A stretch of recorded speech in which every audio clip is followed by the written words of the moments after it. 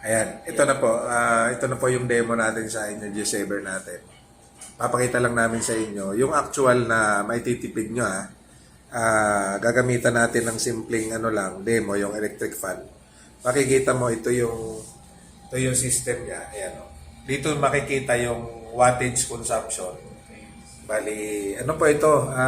Isang gadget siya na nagbabasa kung saan malalaman mo yung consumption ng isang appliances pagka before and after.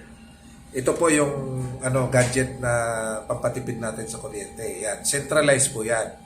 Pero sa demo natin ngayon, gagamitan muna natin siya ng isang load lang, itong electric fan. Normally itong electric fan, pag wala itong gadget natin, makikita po natin dito yung wattage, yung consumption. Ayan po, tingnan po natin. Ito po yung consumption niya, yung wattage consumption pag walang gadget. Yan po. Pumapalo po siya ng 54. Number 3 po yan. Siyempre pag number 2, number 1, medyo bababa yan. Yan, number 2 po yan. Number 1, mas mababa yung kanyang consumption. Tingnan nyo po yung kulay green na kasi yan po yung wattage na kinukonsumo ng electric fan. So, number 3 natin, balik po ulit sa 54 yan. Hindi pa po nakalagay yung ating gadget. So, ngayon po, ilalagay na po natin yung gadget. Makikita nyo po yung pagbaba. Ayan. So, nilagay na po siya. Ito po, pwede nyo, ayan, switch on nyo lang po siya. So, see to it na pag switch on mo siya, naka-ready na yung load nyo.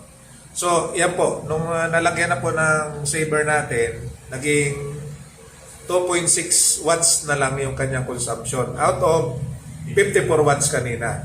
So, ganun po kalupit itong ating energy saver.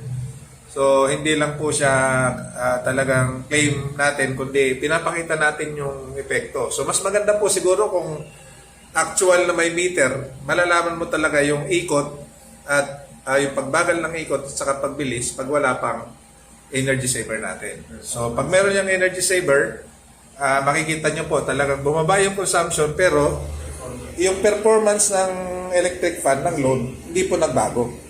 Saka very safe po ito kasi ang ating po nito, warranty ay hanggang 50 years. 50 years. Oh, sabihin pa natin 5 years no kasi actually lifetime warranty yan pero sa atin siyempre hindi natin yung panahon. 5 years is okay na sa atin. So bawi mo na yung investment. So ganoon lang po. Pagka interested po kayo, pwede akong mag-actual ng demo sa inyo. Pwede akong pumunta sa lugar nyo para makita nyo po mismo. At magbibit-bit na ako ng metro. Okay, maraming salamat po.